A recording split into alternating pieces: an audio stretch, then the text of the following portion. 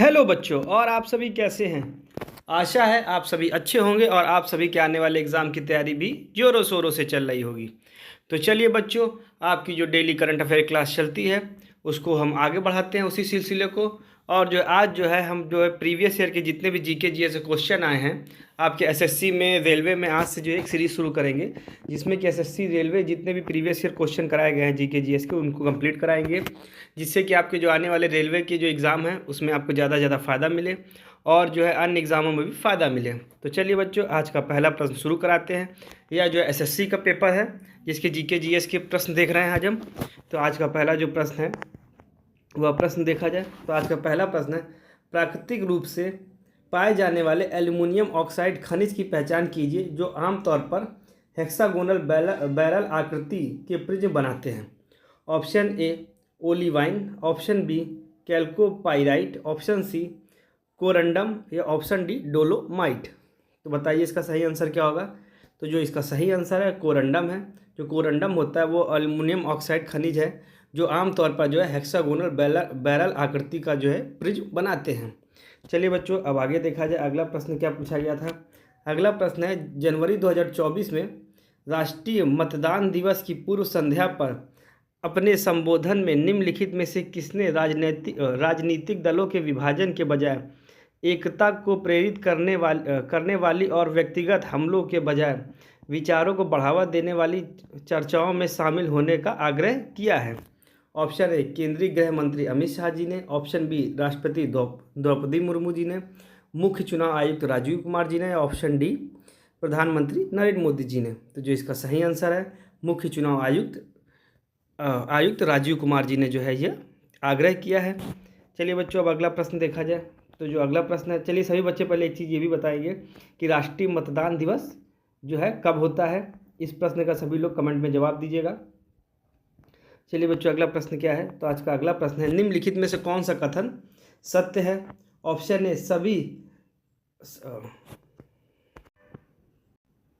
चलिए बच्चों को फिर से इस प्रश्न को देखा जाए। तो यह प्रश्न क्या है कि निम्नलिखित में से कौन सा कथन सत्य है। पहला है, सभी आइसोक्लाइंस विस्तार पथ है लेकिन सभी विस्तार पथ आइसोक्लाइंस नहीं है।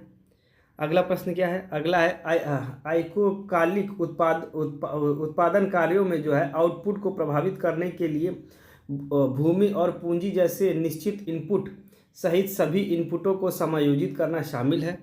और जो 3 नंबर है इसमें है, स्टॉक संसाधन वे संसाधन हैं जिनका उपयोग उत्पादन की एक अवधि में नहीं किया जाता बल्कि बाद में अवधि के लिए जो है संग्रहित किया जाता है। तो जिसकी ऑप्शन है, ऑप्शन ए केवल 3 सही, ऑप्शन बी केवल 2 सही, ऑप्शन सी केवल 1 सही या ऑप्शन डी 2 और 3 दोनों सही। तो जो इसका सही आंसर होगा, इसका सही आंसर है ऑप्शन ए, इसका सही आंसर है। तो चलिए बच्चों आगे बढ़ते हैं। -1 आवेश वाले आयन का नाम क्या होता है। तो सही बच्चे बताएंगे कि जो है -1 आवेश वाले आयन का क्या नाम होता है। ऑप्शन है एक संयोजी आयन, धनायन, बहुसंयोजी आयन या ऋणायन। तो जो इसका सही आंसर होगा यह जो होते हैं ऋणायन होते हैं। चलिए बच्चों अगला प्रश्न देखा जाए। भारत सरकार की भारतमाला परियोजना भारत के निम्नलिखित में से किस मंत्रालय के अंतर्गत आती है। ऑप्शन ए गृह मंत्रालय, ऑप्शन बी बंदरगाह नौवहन एवं जलमार्ग मंत्रालय, ऑप्शन सी सड़क परिवहन एवं जलमार्ग मंत्रालय या ऑप्शन डी पर्यावरण वन एवं जलवायु परिवर्तन मंत्रालय। तो जो इसका सही आंसर होगा, भारत सरकार की भारतमाला परियोजना जो है यह जो है सड़क परिवहन एवं जलमार्ग मंत्रालय के अंतर्गत आती है। चलिए बच्चों आगे देखते हैं अगला प्रश्न क्या है। निम्नलिखित में से किस अवसर पर वर्ष 2020 में राष्ट्रीय डिजिटल स्वास्थ्य मिशन की शुरुआत की गई थी। ऑप्शन ए स्वतंत्रता दिवस पर, ऑप्शन बी दिवाली पर, ऑप्शन सी गांधी जयंती पर या ऑप्शन डी गणतंत्र दिवस पर। तो जो इसका सही आंसर होगा स्वतंत्रता दिवस पे। तो जो स्वतंत्रता दिवस 2020 में जो राष्ट्रीय डिजिटल स्वास्थ्य मिशन का जो है शुरुआत की गई थी। चलिए बच्चों अब अगला प्रश्न देखा जाए। तो अगला प्रश्न आज का क्या है। तो जो आज का अगला प्रश्न है, वर्ष 2011 की जनगणना के संबंध में नीचे दिए गए विकल्पों में से सबसे उपयुक्त उत्तर का चयन कीजिए। कथन 1, 2001 से 2011 के दशक के दौरान भारत की जनसंख्या में 181 मिलियन से अधिक की वृद्धि हुई। और अगला क्या है ऑप्शन बी 2011 से 2001 से 2011 के दौरान प्रतिशत 10 की वृद्धि में आज़ादी के बाद सबसे तेज गिरावट दर्ज की गई है। तो जो इसका सही आंसर होगा, इसका सही आंसर होगा ऑप्शन बी। ये दोनों ही कथन जो है सही हैं। चलिए बच्चों अगला प्रश्न देखा जाए। तो जो आज का अगला प्रश्न क्या है, तो आज का अगला प्रश्न है चारकोट मैरी टूथ रोग किस गुणसूत्र व पेरीफेरल माइलिन प्रोटीन 22 जिन की द्विगुणन के कारण होता है। तो जो इसका ऑप्शन ए है chromosome 17, option B chromosome 8, option C chromosome 15 या ऑप्शन डी क्रोमोसोम 21। एक बार फिर से पढ़ते इस क्वेश्चन को। चारकोट मैदी टूथ रोग किस गुणसूत्र पर पेरीफेरल माइलिन प्रोटीन 22 जिन के द्विगुणन के कारण होता है। तो जो इसका ऑप्शन ए सही होगा, क्रोमोसोम 17 जो होता है उसके कारण होता है। चलिए बच्चों आगे देख चलिए बच्चों अब अगला प्रश्न देखा जाए। कौन सा भारतीय शहर अपने सबसे गर्म और सबसे ठंडे महीनों के बीच औसत तापमान में सबसे कम अंतर का अनुभव करता है। Option A Delhi, option B Srinagar, option C Bhopal या ऑप्शन डी मुंबई। तो जो मुंबई शहर जो है वह जो है अपने जो है सबसे गर्म और सबसे ठंड महीनों के बीच सबसे कम जो है औसत तापमान में सबसे कम अंतर का अनुभव करता है। चलिए बच्चों अगला प्रश्न देखा जाए। तो आज का अगला प्रश्न क्या है, तो जो आज का अगला प्रश्न है 1923 में स्वतंत्र रूप से प्रस्तुत किए गए किस सिद्धांत में जो है संयुग्मी अम्ल क्षार की अवधारणा को जन्म दिया था।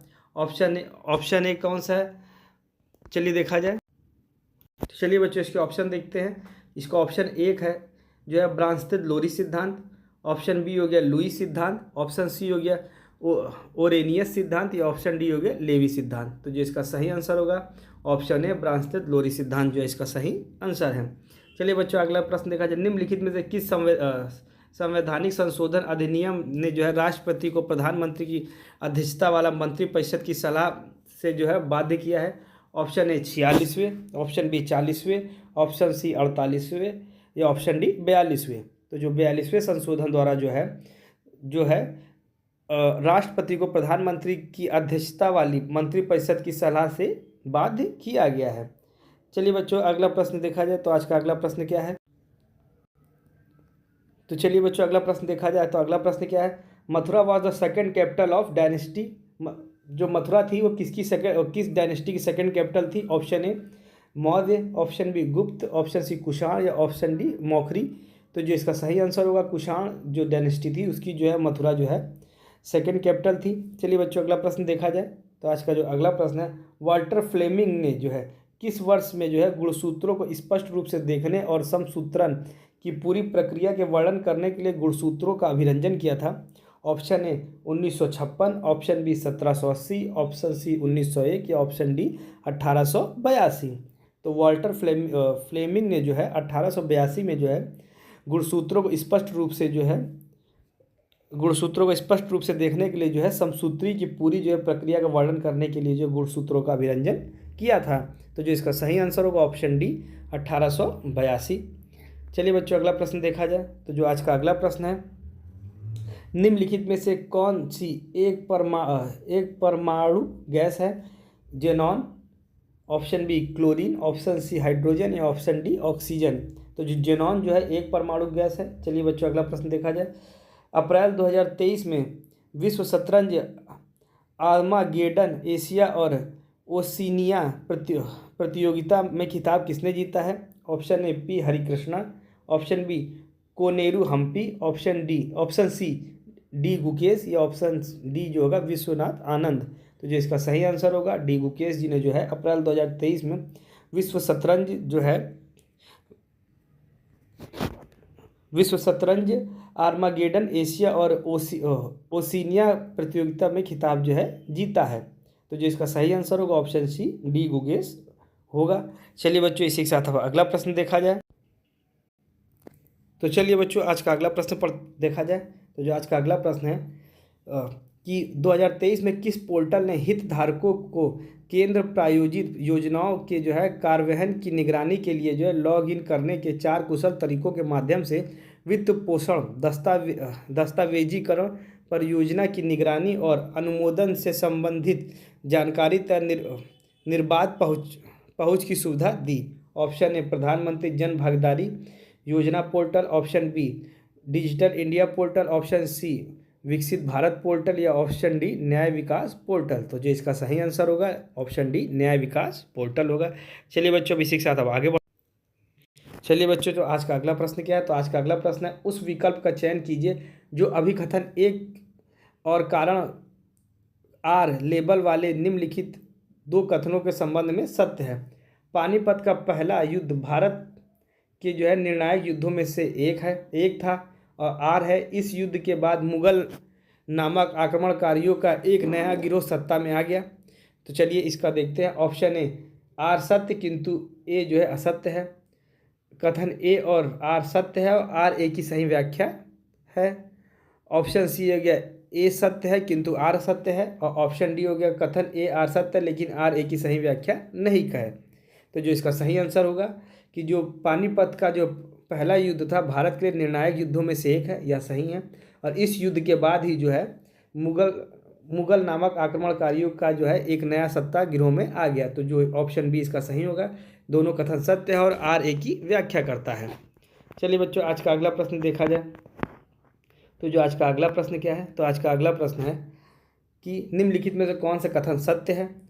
एम्पियर का नियम विद्युत धारा और उसके द्वारा उत्पन्न चुंबकीय क्षेत्रों के बीच संबंध का वर्णन करता है। और जो कथन दो है वह है मैक्सवेल के समीकरण आवेशों और धाराओं की अनुपस्थिति में विद्युत और चुंबकीय क्षेत्रों को नियंत्रित करने वाले चार मूलभूत समीकरणों का एक समूह है। तो चलिए देखा जाए। ऑप्शन केवल कथन दो सही हैं, केवल कथन एक सही है, ना कथन एक सही ना कथन दो सही, और ऑप्शन डी है कथन एक और दो दोनों सही हैं। तो जो इसका सही आंसर होगा, इसका सही आंसर है ऑप्शन बी कथन एक जो है सही है। चलिए बच्चों, अगला प्रश्न देखा जाए। स्वतंत्र भारत के प्रथम गृह मंत्री कौन थे। Option A Humayun Kabir, option B Maulana Abul Kalam Azad, option C Sardar Vallabh Bhai Patel, option D Baldev Singh. तो जो इसका सही आंसर है ऑप्शन सी सरदार वल्लभ भाई पटेल जी जो थे वह स्वतंत्र भारत के प्रथम गृह मंत्री थे। चलिए बच्चों, आज का अगला प्रश्न देखा जाए। तो आज का जो अगला प्रश्न है निम्नलिखित में से, तो चलिए बच्चों शुरू करते हैं। तो निम्नलिखित में से किस मामले में सर्वोच्च न्यायालय ने निर्देश दिया है कि संसद निदेशक सिद्धांतों के कार्यवाहन के लिए किसी भी मौलिक अधिकार को नहीं छीन सकती है या कम नहीं कर सकती। Option A Golaknath case 1967, Indira Sawhney case 1992, Minerva Mills case 1980 या केशवानंद भारती केस 1973। तो जो इसका सही आंसर है गोलकनाथ केस 1967 के द्वारा जो है सर्वोच्च न्यायालय द्वारा निर्देश दिया गया था कि संसद निदेशक सिद्धांतों के कार्यवाहन के लिए किसी मौलिक अधिकार को नहीं छीन सकती या कम कर सकती है। चलिए बच्चों, अगला प्रश्न देखा जाए। जो एक प्रश्न छूट गया था, who mentioned ecosystem as the basic unit in ecology in 1956। तो इसका जो सही आंसर है फ्रांसिस इवांस जो है इसका सही आंसर होगा। चलिए बच्चों, आज का अगला प्रश्न देखते हैं। तो आज का जो अगला प्रश्न है यह जो है कि सूची ए की पुस्तकों का सूची दो में उनके लेखकों से मिलान कीजिए। सूची ए में जो है the philosophy of the Bombay, इसका जो है सचिंद्र नाथ सान्याल। अगला है बंदी जीवन, यह हो गया बंकिम चंद्र चट्टोपाध्याय। ऑप्शन सी हो गया पाथेर दबी, ये भगवती चरण वोहरा, और डी है आनंद मठ शरद चंद्र चट्टोपाध्याय। तो चलिए बच्चों, इसका जो सही आंसर देखा जाए तो इसका सही answer the philosophy of the Bombay किसकी है, तो यह जो है भगवती चरण वोहरा की है।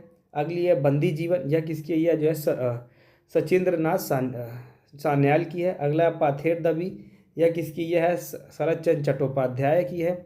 और अगला है जो है आनंद मठ किसकी है, तो आनंद मठ जो है आपकी जो है यह होगी बंकिम चंद्र चट्टोपाध्याय की है।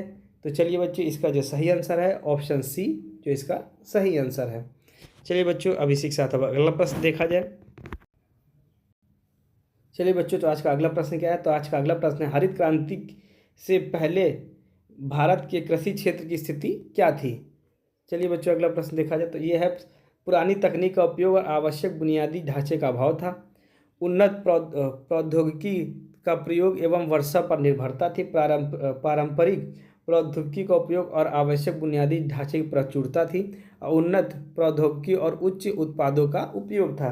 तो जो इसका सही आंसर होगा, हरित क्रांति से पहले भारत की कृषि की स्थिति जो थी, पुरानी तकनीक का उपयोग एवं आवश्यक बुनियादी ढांचों का अभाव था। तो चलिए बच्चों इसके साथ जो है आज के प्रश्न हम समाप्त करते हैं। इसी तरीके से जो है आपके जो है डेली आपके जो है एसएससी और रेलवे की जो है लगभग हम सभी सेटों को जो है हाल ही में कराए गए कंप्लीट कराए जाएंगे, जिससे कि आपको आने वाले एग्जामों की तैयारी ठीक से हो सके। चलिए बच्चों, जो भी नए साथी हमारे साथ जुड़ रहे हैं वह चैनल को सब्सक्राइब कर ले, जिससे कि आपको आगे की अपडेट मिलती रहे। चलिए बच्चों, धन्यवाद।